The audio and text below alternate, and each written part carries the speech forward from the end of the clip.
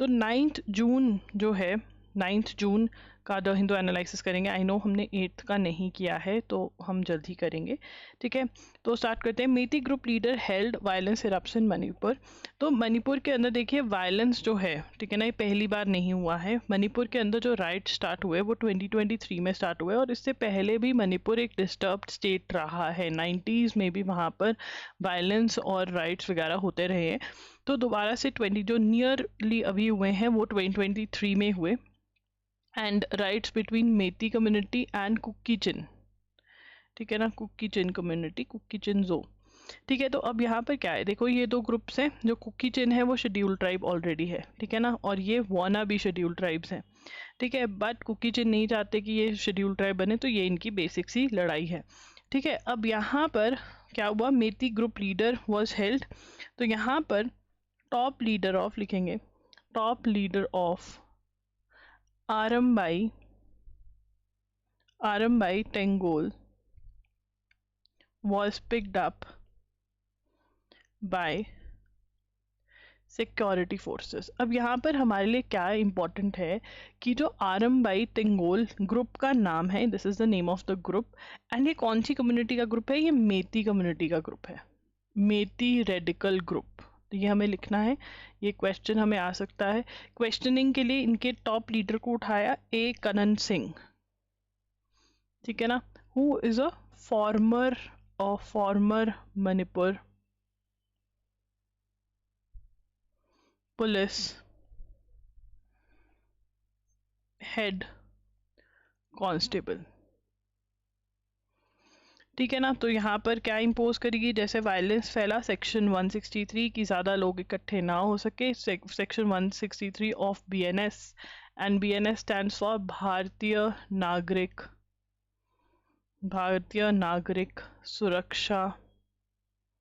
सुरक्षा संहिता, ठीक है ना। The Arambol Tenggol which came into prominence after the ethnic, तो ये जब कुकीज़ों की एथनिक वायलेंस हुई मई 2023 के अंदर, तो मई 2023 मैंने ऑलरेडी तुम्हें लिखवा दिया है, मे भी लिख सकते हो, यहाँ 2023 तो लिखा ही हुआ है। Jaishankar to step up diplomatic push on visit to France and Belgium. तो जयशंकर जो जयशंकर जो हमारे एक्सटर्नल अफेयर्स मिनिस्टर हैं, अगर यू आर न्यू आपको पता होना चाहिए कि हमारे एक्सटर्नल अफेयर्स मिनिस्टर कौन है, who is our external affairs minister. हमारे जो एक्सटर्नल अफेयर्स मिनिस्टर हैं वो हैं S Jaishankar. This is very very important, ठीक है। जिन्होंने न्यूज़ अभी फॉलो करनी स्टार्ट करी है जून से, उनके लिए इम्पॉर्टेंट है, ठीक है। उसके बाद हम आगे बढ़ेंगे। अब ठीक है, वहाँ पे जाएंगे तो यहाँ पर आईमैक की बात हुई है। किसकी बात होगी, वो कह रहे हैं आईमैक रूट की बात होगी। तो आईमैक रूट क्या है, सबसे पहले आईमैक से क्या क्वेश्चन बनता है कि आईमैक की फुल फॉर्म क्या है। तो India middle east Europe economic corridor, मतलब एक कॉरिडोर है, ट्रेड कॉरिडोर है, जहाँ से ट्रेड इसके थ्रू हम अफ़गानिस्तान के साथ, हम मिडल यूरोप के साथ, ठीक है ना, बहुत अच्छे से कनेक्ट हो जाता है इंडिया, ठीक है ना। तो हमारे लिए बहुत ज़्यादा फ़ायदेमंद है, obviously it is very very beneficial, एक ट्रेड रूट है ये, ठीक है, this is a trade route. तो अब यहाँ पर क्या हुआ, ये ट्रेड रूट कब हमने कंसीव कब किया कि हाँ भाई ऐसा ट्रेड रूट होना चाहिए।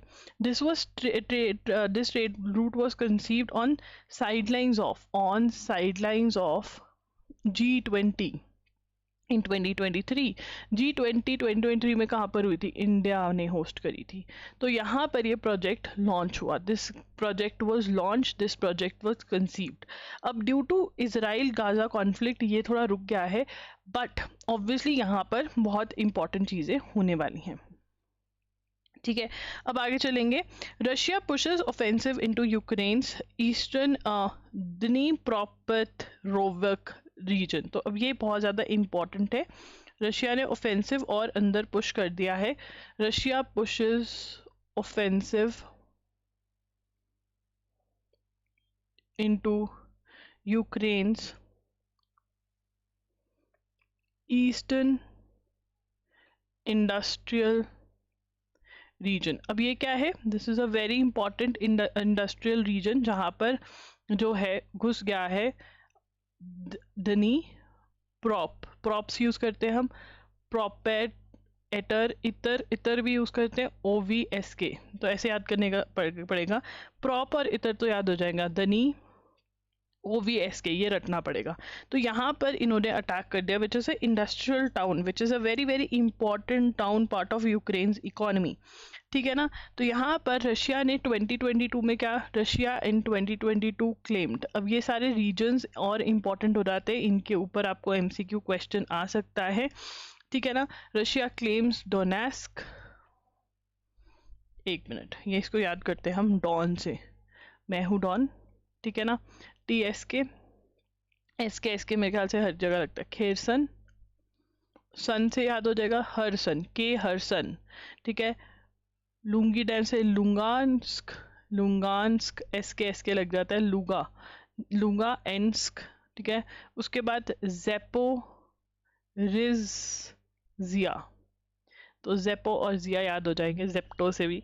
तो ये सारे क्लेम किए थे which did not have full control over, अभी फुल कंट्रोल नहीं था, बट मेजरली रशिया ने यहाँ पर अटैक्स किए यूक्रेन के रीजन पर। और अब वहाँ पर इतने सालों बाद एक और रीजन ऐड हो गया है, दनीप्रोपेट्रोव्स्क, ठीक है, ये हमें याद करना पड़ेगा। उसके बाद amid the row over alleged irregularity in voter list, अब यहाँ पर ये इसको समझना पड़ेगा आपको। तो क्या होता है, इलेक्शन कमीशन जो है वो हमारा वोटिंग करवाता है, ठीक है ना। आपको लिखने की जरूरत नहीं है, इसको सिर्फ समझना है, मैं लिख रही हूँ, आप समझिए। तो इलेक्शन कमीशन का जो वोटर ID कार्ड होता है उसको एपिक बोलते हैं, ठीक है ना। तो वोटर ID कार्ड में एक नंबर होता है, ठीक है ना। अब क्या कहा गया कि वो जो 10 डिजिट नंबर है ना वो सेम है, मान लो किसी का दिल्ली में और वेस्ट बंगाल में सेम है, तो जो हमारी इलेक्शन कमीशन है उसने बोला कि अगर नंबर सेम है इसका मतलब ये नहीं है कि वो वाला वहाँ दिल्ली वाला वेस्ट बंगाल में या वेस्ट बंगाल वाला दिल्ली में आके वोट कर सकता है। बट फिर भी इन्होंने एपिक पहले मैनुअली देते थे, फिर इन्होंने मशीन लगा ली, ठीक है ना, इसको मैकेनिकल कर दिया, ठीक है ना, कि भैया नंबर जो है इंसान से सेम दिया जाता है, मशीन नहीं देगी सेम। तो ये सॉल्व कर दिया इशू। बट फिर पता चला कि बंगाल में एक इंसान ऐसा है जो बंगाल में रहता है, सिटीजन ऑफ इंडिया है, बट वो बांग्लादेश का रहने वाला है। और बांग्लादेश में जो प्रोटेस्ट हुई जिसमें शेख हसीना निकल गई बाहर देश से, वो उस प्रोटेस्ट में बढ़ चढ़ के पार्ट ले रहा था, बढ़ चढ़ के। और वो क्या बोल रहा है कि मैं तो वहाँ पे इंसेस्ट्रल प्रॉपर्टी का काम करने गया था। देखिए कितनी बड़ी बात है, कोई इंसेस्ट्रल प्रॉपर्टी का काम करने गया है और वो एक इतनी बड़ी प्रोटेस्ट जो सत्ता पलट कर सके उसका पार्ट बन गया। तो मतलब हमें ये डिनाई नहीं करना चाहिए कि बहुत सारे बांग्लादेशी लोग जो वोटर ID कार्ड लेके बैठे हैं बंगाल और बहुत सारी जगहों में, वो एक्चुअली बांग्लादेशी है, बट फिर उनको इंडिया का सिटीजनशिप कैसे मिला, कैसे मिला, क्योंकि अलाउड ही नहीं है, कैसे मिला सिटीजनशिप, ये बहुत बड़ा क्वेश्चन है, ठीक है ना। चलिए आगे चलेंगे। Indian courts today are not defending free speech, अब यहाँ पर ये डिफेंडिंग फ्री स्पीच, ठीक है ना। अब फ्री स्पीच वाला जो क्वेश्चन है ना वो NLSAT या AIT में आएगा, मोस्ट प्रोबेबली ये NLSAT के क्वेश्चन है, ठीक है ना। तो अब यहाँ पे बात करें जो डिफरेंट चीज़ें हुई, ठीक है। आपको आर्टिकल 19(1)(a) के बारे में पता होना चाहिए, ठीक है। इलाहाबाद हाई कोर्ट ने जो FIR क्वैश करने से मना कर दिया ओवर ऑपरेशन सिंदूर कमेंट्स दिए थे जिसने, उसके ऊपर, ठीक है। फिर जो अशोका यूनिवर्सिटी वाला प्रोफेसर वाला केस है, कमल हसन की मूवी वाला केस है, तो ये सारे इन्होंने यहाँ पर पिकअप करे हैं, ठीक है। तो ये NLSAT वालों को पता होने चाहिए। क्वेश्चन यहाँ से नहीं बनेगा क्योंकि हमने पर्टिकुलर पॉइंट्स जो हैं वो कवर कर लिए हैं, ठीक है। The 7 Indian delegation of mostly member of parliament and some former diplomats asked by the government to carry diplomatic messages after Operation Sindoor have completed their travels। तो यहाँ पर हमारी 7 इंडियन, इसको समझेंगे, 7 Indian delegations tasked to carry diplomatic messages after Operation सिंदूर। तो अब यहाँ पर 7 डिप्लोमेटिक इंडियन डेलीगेशंस जो हैं वो गई, ठीक है ना, ऑपरेशन सिंदूर के बाद बताने कि हमने ये क्यों किया, ठीक है। उनके ट्रैवल्स जो हैं वो कंप्लीट हो गए हैं। ये जो डेलीगेशंस थी इसमें कौन थे, MPs थे प्लस फॉर्मर डिप्लोमेट्स थे। एंड यहाँ पर बहुत बड़ी खुशी की बात, देखिए जो MPs थे ये डिफरेंट पार्टीज के थे, नॉट ओनली BJP, इसमें कांग्रेस के एमपीज भी थे, इसमें शिवसेना के एमपीज भी थे, तो मिक्स्ड डेलीगेशन थी, जो कि एक बहुत बड़ी बात है, जिसमें एक मैसेज जाता है कि हम चाहे कुत्ते बिल्लियों की तरह लड़ते हों, ठीक है ना, पॉलिटिक्स के अंदर, देश की पॉलिटिक्स में पावर में आने के लिए, देश को चलाने के लिए, वो लड़ाई हमारी चलती रहती है, बट जब हमारे देश के ऊपर कोई हमला करता है तो हम एकजुट हैं, तो हम पार्टी नहीं है, तो हम कांग्रेस बीजेपी नहीं है, हम भारतीय हैं और हम एकजुट खड़े हैं, which is a very very big message that India has given, and we should be proud of our political parties. आप जिस मर्जी पॉलिटिकल पार्टी की थिंकिंग के साथ अलाइन करते हो, you should be proud of that political party, कि हमारे देश के पॉलिटिशियंस को इतना तो खबर है कि यार हमें देश के साथ खड़ा होना है, राइट। अब यहाँ पे 59 मेंबर्स जो हैं, ये नंबर्स बहुत इंपॉर्टेंट है, 59 members visited 32 countries, 32 countries visit करी, कितने मेंबर्स ने, 59 मेंबर्स ने, दिस इज ऑल्सो इम्पॉर्टेंट, और 7 इंडियन डेलीगेशंस गई, ठीक है ना।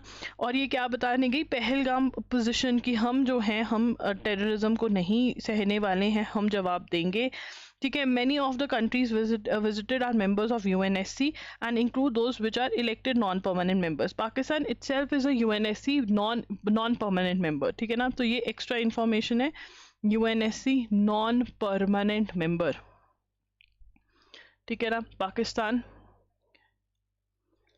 जो है 2025 2026 के लिए मेंबर है पाकिस्तान,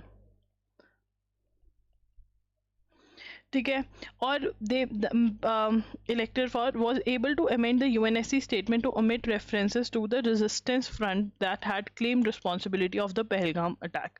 और क्योंकि ये नॉन परमानेंट मेंबर है of UNSC, what is the full form of UNSC, What is the full form of UNSC? It is United Nations Security Council। ये सब चीज़ें, ये जो छोटी छोटी चीज़ें हैं, ये आपको पता होनी चाहिए, क्योंकि क्वेश्चन यहाँ से बन सकता है।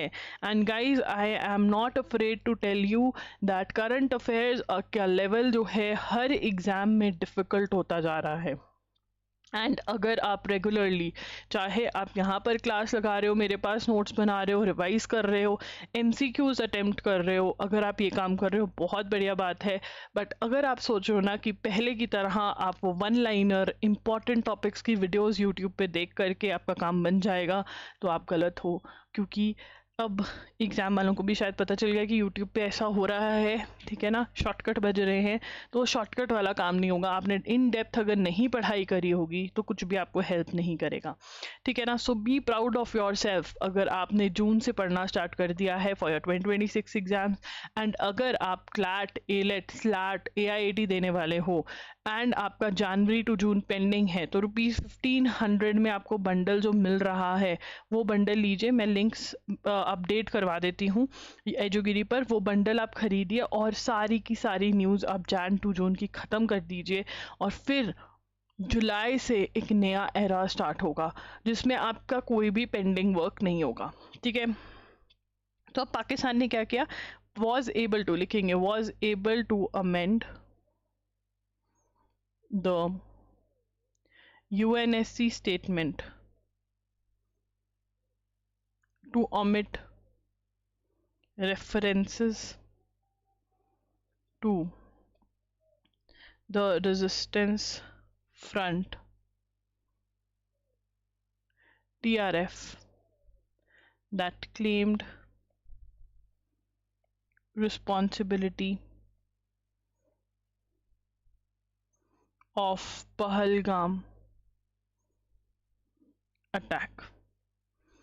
तो यहाँ पर TRF द रेजिस्टेंस फ्रंट जो है, उन्होंने रिस्पॉन्सिबिलिटी क्लेम करी थी पहलगाम अटैक की, ठीक है। बट इन्होंने, पाकिस्तानियों ने इसका नाम नहीं आने दिया, देखो कितने गंदे लोग हैं ये, ठीक है।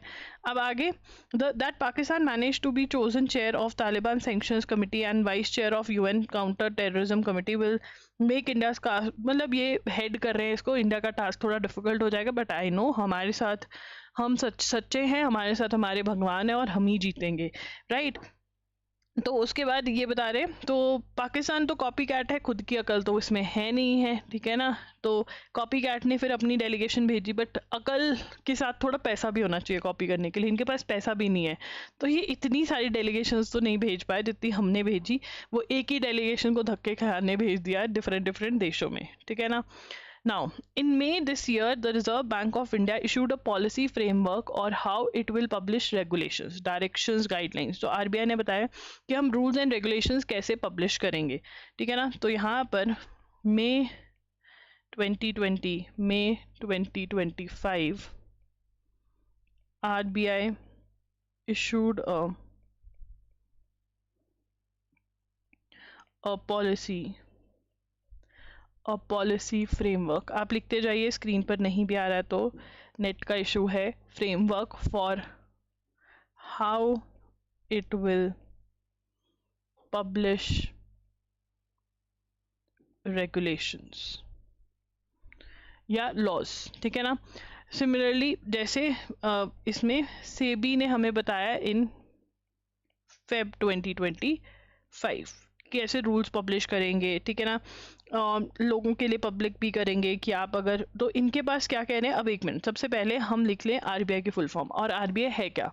RBI reserve Bank of India है. रिजर्व बैंक ऑफ इंडिया, ठीक है ना. सेंट्रल बैंक है, यही है, ठीक है ना. हम कहते हैं ना मेरे घर के पीछे आम का पेड़ लगा है, पैसों का पेड़ नहीं लगा है ना. बहुत लोग बोलते हैं ना, ठीक है. बट मैं आपको एक रियलिटी बताऊं, यहाँ पे मशीन है इसके पास. Reserve Bank of India has the machine जिसमें नोट जो है वो प्रिंट होते हैं, ठीक है. This is the central bank of India. What is it? It is a central bank of India. What is it? It is the central bank of India, ठीक है जी. ओके. एंड सेबी, सेबी क्या है? SEBI is securities and exchange board of India, ठीक है ना. इन्होंने भी बोला कि हम कैसे रूल्स पब्लिश करेंगे, हम वो बताएंगे. अगर आपको नहीं स्क्रीन पर दिखा हुआ लिख रहा है, यहाँ पर मैंने हाईलाइट किया हुआ है, ये यहाँ से कॉपी कर लो, ठीक है. तो वो कह रहे हैं इनके पास क्या है? They have quasi legislative, this term quasi legislative powers. ये अपनी कौन सी पावर्स का यूज कर रहे हैं? Quasi legislative powers. देखो यार, ये टर्म समझनी बहुत जरूरी है. अगेन repetitive कि level of the exams have increased, so you need to understand terms. वो आपको सारी कहानी बता देंगे कि सेबी फलाना फलाना कर रहा है, आरबीआई फलाना फलाना कर रहा है, ये कौन सी पावर्स का यूज कर रहे हैं, ठीक है ना. ये लेजिस्लेटिव पावर क्या होती है? Legislative is law making power. Law making power parliament के पास है, स्टेट लेजिस्लेचर के पास है कि लॉ बनाते हैं लोग, ठीक है. क्वासी लेजिस्लेचर मतलब थोड़ी बहुत ही ये भी बना सकते हैं, मतलब पूरा नहीं है इनके पास, बट बहुत लॉज ये बना सकते हैं खुद से अपना काम चलाने के लिए. तो ये अपनी क्वासी लेजिस्लेटिव पावर्स का यूज कर रहे हैं bye issuing rules and regulations, ठीक है ना. बोथ रेगुलेटर्स जो हैं वो कह रहे हैं हम पब्लिक, बोथ यहाँ पे लिखेंगे, बोथ रेगुलेटर्स will invite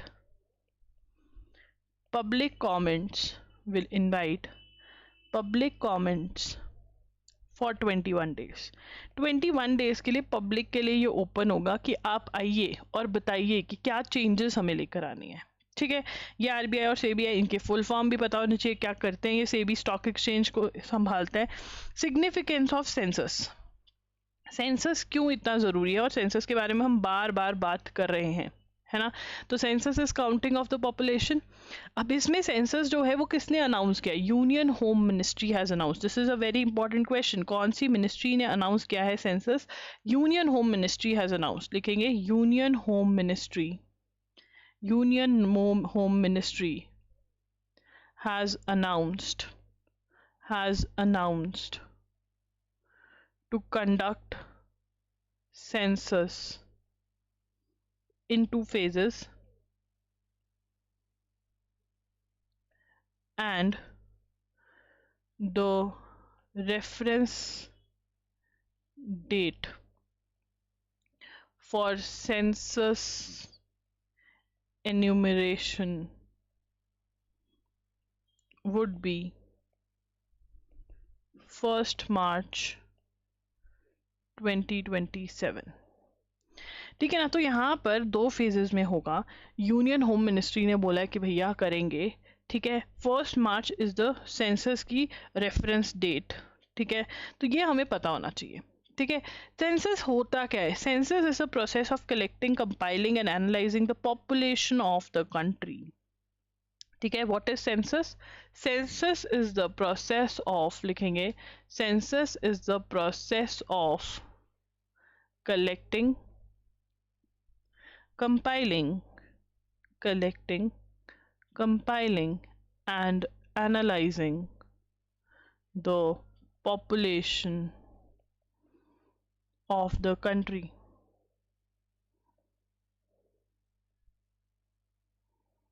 ठीक है, right from Kautilya's Arthashastra to the administrative report Ain-e-Akbari during the reign of Mughal Emperor Akbar, there have been references of population census. अब ये हिस्ट्री में जा रहे हैं, ठीक है ना, कौटिल्या's अर्थशास्त्र. Now what can be the question, what can be the question कि अर्थशास्त्र किसने लिखा, अर्थशास्त्र किसने लिखा, ठीक है, और क्या बता रहे, एडमिनिस्ट्रेटिव रिपोर्ट ऑफ ऐन-ए-अकबरी. अब क्योंकि अकबरी है तो हमें पता है मुगल एम्परर अकबर के टाइम पे there have been references of population census, मतलब population census होता रहा है ब्रिटिशर्स के टाइम पे. The census is, now this is very very new, बाकी सब चीजें कहीं ना कहीं मैंने आपको पढ़ाई है, बट ये census is a union list subject, union list subject. आपको पता है, आपको पता है दैट सब्जेक्ट्स लिस्ट्स बनी हुई हैं हमारे कॉन्स्टिट्यूशन में, लिस्ट्स बनी हुई हैं, ये लिखने की जरूरत नहीं अगर पता है तो. यूनियन लिस्ट है, स्टेट लिस्ट है, कॉन्करेंट लिस्ट है. यूनियन लिस्ट में कौन कौन बोलता है क्या करना है, यूनियन लिस्ट में सेंट्रल गवर्नमेंट का से होता है, स्टेट में स्टेट का होता है, कॉन्करेंट लिस्ट में जो टॉपिक्स हैं उसमें स्टेट और सेंट्रल दोनों की चलती है, ठीक है. और इसके अंदर जो सेंसस है which is a union list subject. This is very very important, this is very very important. यहाँ से क्वेश्चन बन सकता है, ठीक है. The synchronous census is where population data is collected simultaneously across the country. The kind of census was started in 1881. तो यहाँ पर वो कह रहे हैं while the census act is the key. अब यहाँ पर हमने ये नीचे चले गए हम पहले, while the census act 1948 is the key legislation governing the census process. तो कौन सा एक्ट है जो सेंसस को गवर्न कर रहा है, which act is governing the census? The Census Act 1948 is governing the census process. Again very important. अब इसमें ये बता रहे हैं कि भैया जो सिंक्रोनाइज, यहाँ पे मेरे पास जो जगह नहीं है तो मैं नया पेज ले रही हूँ, ठीक है. और 5th पॉइंट बनेगा कि भाई जो सेंसस है, ठीक है, सेंसस यहाँ पर सिंक्रोनस, ठीक है, सिंक्रोनाइज हम कहते हैं, सिंक्रोनाइजेशन बहुत अच्छा था डांस में, है ना, कितना मजा आता है. तो सिंक्रोनस मतलब सिंक्रोनस सेंसस क्या होता है? सेंसस तो हमें काउंटिंग ऑफ पॉपुलेशन डाटा इकट्ठा करना. इज वेयर, लिखेंगे is where population data is collected simultaneously across the country. मतलब साइमल्टेनियसली एक ही बार में सारी कंट्री में पॉपुलेशन का डाटा इकट्ठा होता है. This kind of census, this kind of census, this kind of census was started in 1881 during British period with W.C. Plowden being the first census commissioner of India. तो यहाँ पर हमारे पास 2 से 3 क्वेश्चंस आ गए हैं। सिंक्रोनस सेंसस क्या होता है? जब एक साथ कंट्री में पॉपुलेशन डाटा इकट्ठा हो रहा हो। ये ऐसा सिंक्रोनस सेंसस पहली बार 1881 में ब्रिटिशर्स ने करवाया था। And who was the first census commissioner of India? PC Plowden. Plough कर रहा था डेन में, WC। ठीक है, the details were collected in census schedule till independence. The questions in schedule underwent changes with each census. The last census where caste was enumerated for Hindus was in, ये important है, the last census where caste was enumerated for Hindus was in। Caste enumeration कब हुई थी? क्योंकि इस बार cast enumeration हो रही है, therefore this question is also important. इसका मतलब आज की रात इसको बैठ करके रट लीजिए तो बहुत बढ़िया रहेगा, यहाँ से क्वेश्चन आएगा। तो centre also appoint director of census operation to supervise census within several state, while state government may appoint census officers. The staff for conducting the census is provided by local authorities. Now this is your 6th point. Staff for conducting census is provided by local authorities। और mostly वो कौन होती हैं? Teachers होती हैं, mostly teachers होती हैं। ठीक है, since 1971 census operations have been carried out in 2 phases. The first phase is the house listing phase that collects information on housing data. This usually spreads over 5 to 6 months. Second phase होता है population enumeration। ठीक है, since 1971 census operations have been conducted in 2 phases। 2 phases में conduct हुए हैं, जिसमें कि जो पहला फेज है वो क्या बोला जाता है उसको मैं यहाँ पर लिखूंगी, तुम अपना जैसे लिख रहे हो वैसे लिखोगे, हाउस लिस्टिंग फेज। और हाउस लिस्टिंग फेज को क्या होता है? हाउस लिस्टिंग फेज में info on housing data is collected।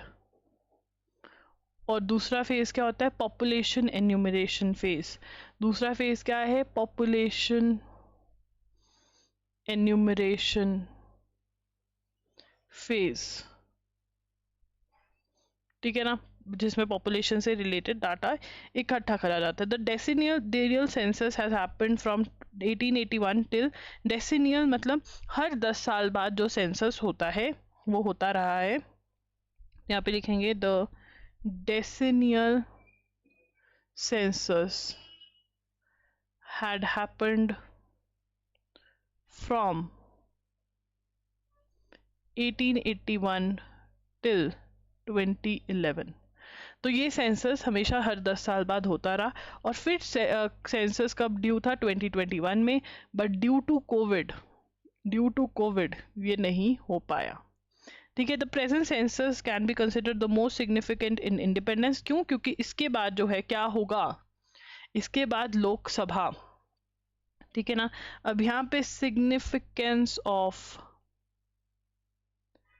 Present census, what is the significance of present census? क्या इंपॉर्टेंस है प्रेजेंट सेंसस की, ये हम बात करेंगे। One of the reasons for the census का जो है वो है डीलिमिटेशन एक्सरसाइज। डीलिमिटेशन एक्सरसाइज मैं बहुत बार समझा चुकी हूँ, कोई बच्चा नया आया है जिसको नहीं पता तो कमेंट में बता देना, कल बता दूंगी। सेकंड, ठीक है ना, कास्ट एन्यूमरेशन हो रहा है, ये फर्स्ट डिजिटल सेंसस होने वाला है। एंड ऑल्सो एक और चीज जो यहाँ पर है, census will also form the basis for reserving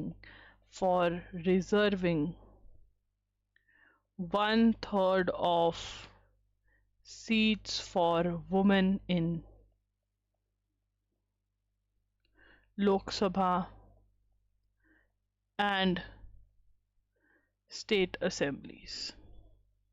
तो 1/3 of the seats are reserved for women in Lok Sabha and State Assembly, and that reservation is going to be applicable after this census.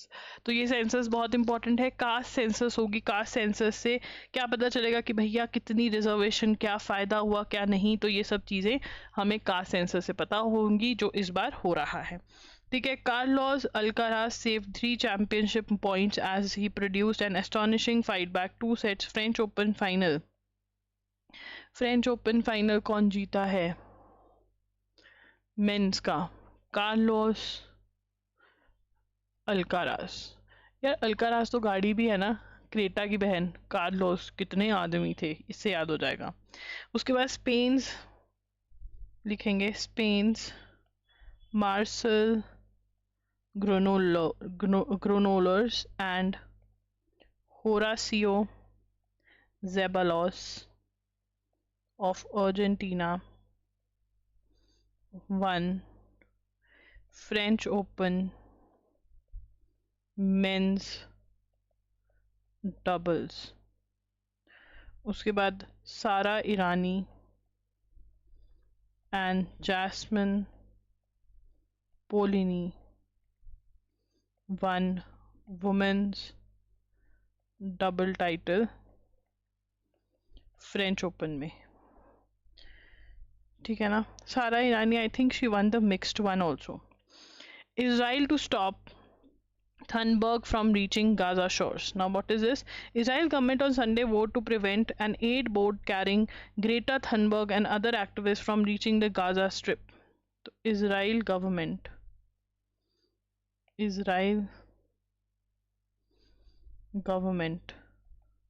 voted to prevent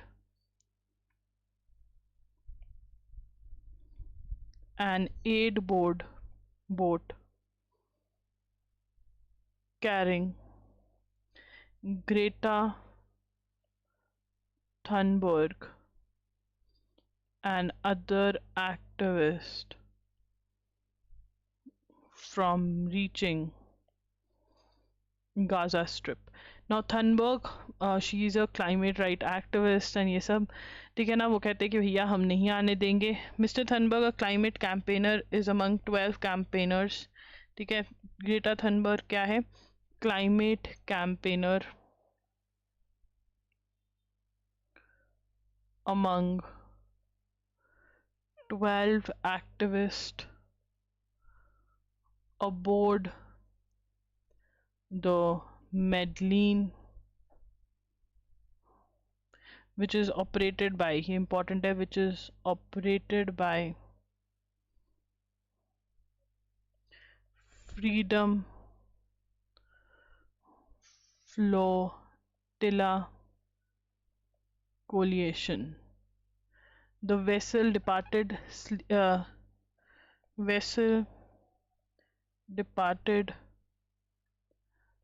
Sicily on a mission that aims to break the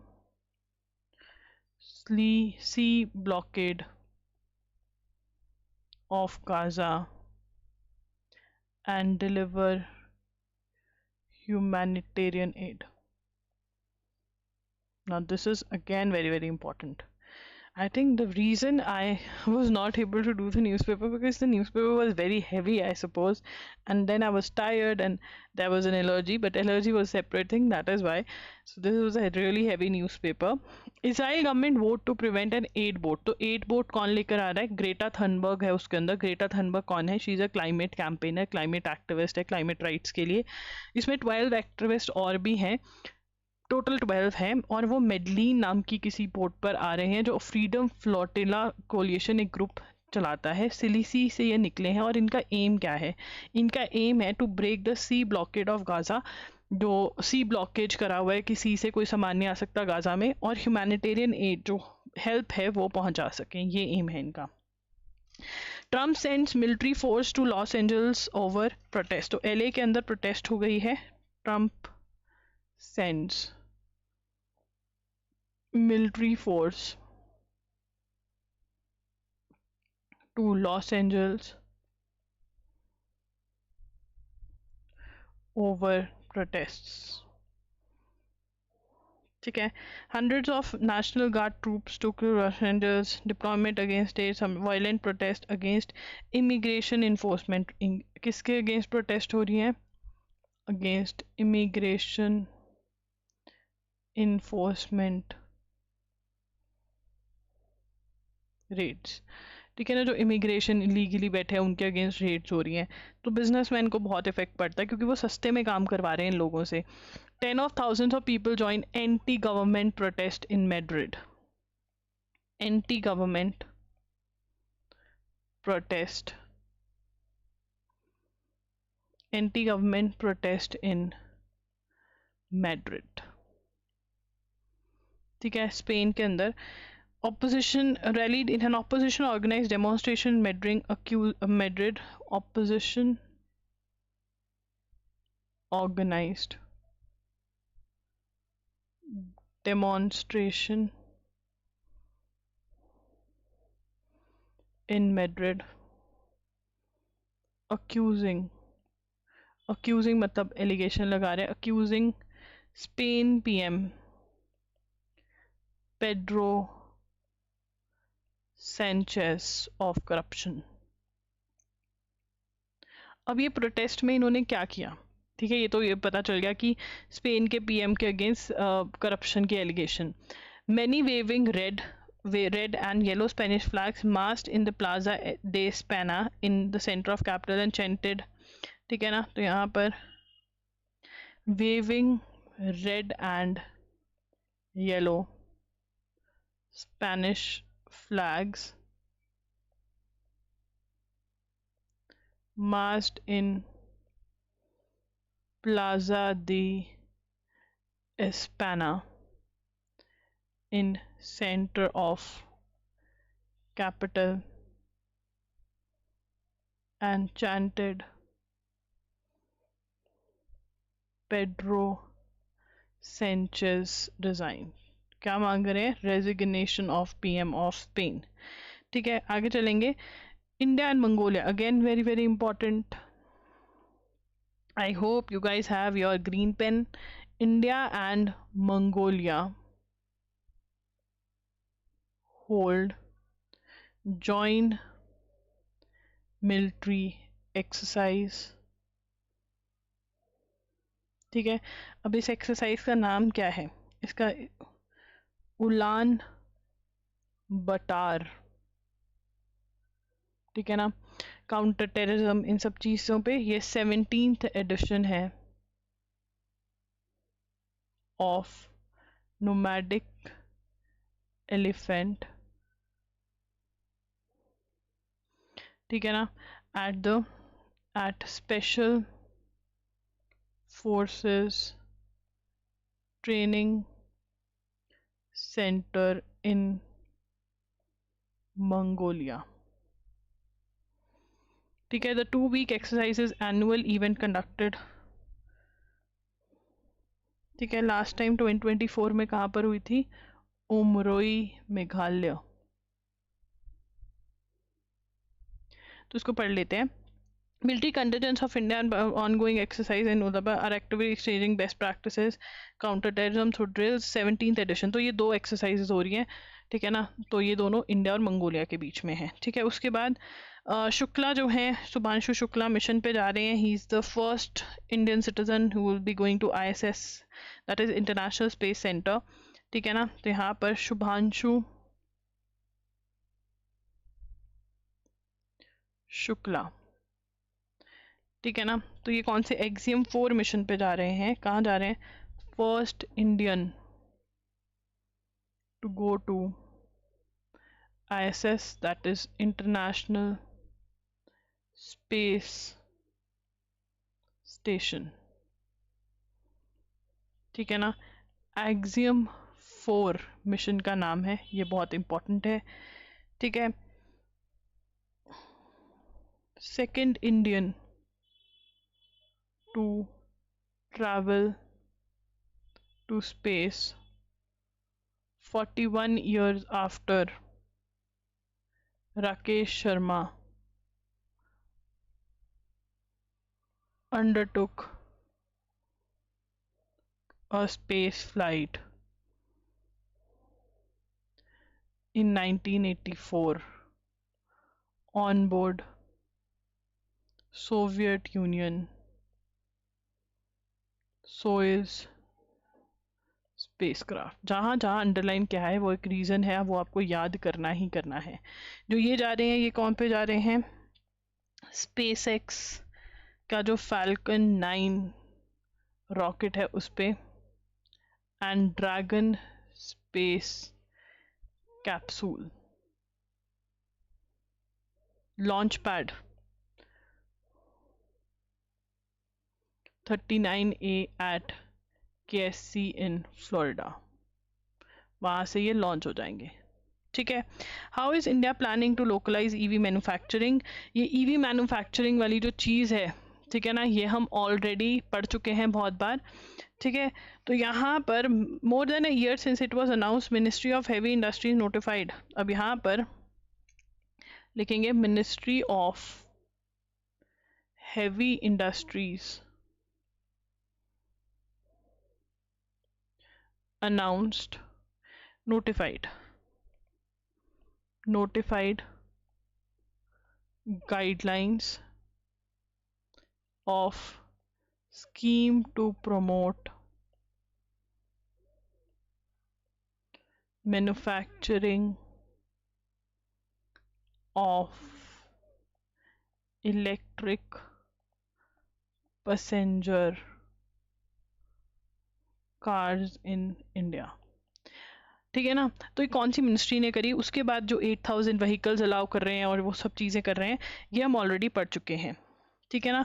online search तो Google जो है, देखो अब जैसे Apple है या आप Samsung use करो, कोई भी यूज़ करो, उसके अंदर सर्च जो होगी ना वो गूगल की होगी, तो मोनोपोलाइज कर रहा है, मतलब किसी और को एंटर नहीं करने दे रहा।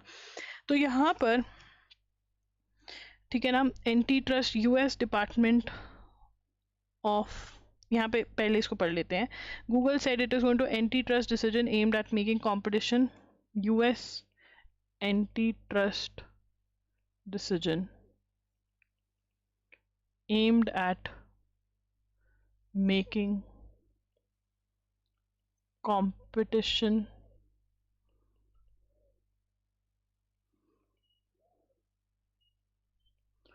इन ऑनलाइन सर्च मार्केट। अब ये क्या कह रहे हैं कि बेटा देखो, ठीक है ना, तो यहाँ कह रहे हैं कि ऑनलाइन जो गूगल है वो अपनी मोनोपोली बना के बैठा है। ठीक है ना, गूगल की मोनोपोली है, वो किसी को सर्च में आने ही नहीं दे रहा है, विच इज़ नॉट फाइन। ठीक है ना, तो यहाँ पर यूएस डिपार्टमेंट ऑफ जस्टिस ने रेमेडीज दी हैं। यूएस डिपार्टमेंट ऑफ जस्टिस ने रेमेडीज दी हैं कि क्या हो सकता है, stringent remedies, so that fair competition हो। तो गूगल कह रहा है कि भैया ये गलत है, क्योंकि आप देखिए गूगल ने कॉन्ट्रैक्ट्स करे हुए हैं एप्पल के साथ, जहाँ पर सिर्फ उसका ही सर्च जो है वो हो सकता है, तो वो अब चैलेंज हो रहा है। So that's it guys, loggery.in पर जाकर के आप, अगर आपका कुछ भी मिस हो रखा है पिछले महीनों में, तो आप कंपाइलेशंस देख सकते हैं। मैं लिंक अपडेट करवा देती हूँ ताकि ईजिली आपको मिल सके। MCQ ज़रूर आपने मंथली सॉल्व करने हैं, अगर आप ये साथ साथ सॉल्व करते रहेंगे तो बहुत बढ़िया आपकी प्रैक्टिस करंट अफेयर्स की होती रहेगी। हम हर एग्ज़ाम के लिए बहुत वैल्यूएबल घोषित हुए हैं, चाहे वो क्लैट है, चाहे वो एलेट है, चाहे वो स्लैट है, चाहे वो स्लैट का MCQ है, चाहे वो स्लैट का PI पर्सनल इंटरव्यू है, AIAT है, अगेन चाहे MCQ है, चाहे SA है, चाहे PI है, CUT PG का एग्ज़ाम है, MHCT 3 years, MHCT 5 years, Punjab university 3 years, Punjab university 5 years, Christ university का एग्ज़ाम है, NLU उड़ीसा का एग्ज़ाम है, NL SAT का एग्ज़ाम है, चाहे वो SA है, चाहे वो MCQ है, चाहे वो DSNLU का एग्ज़ाम है।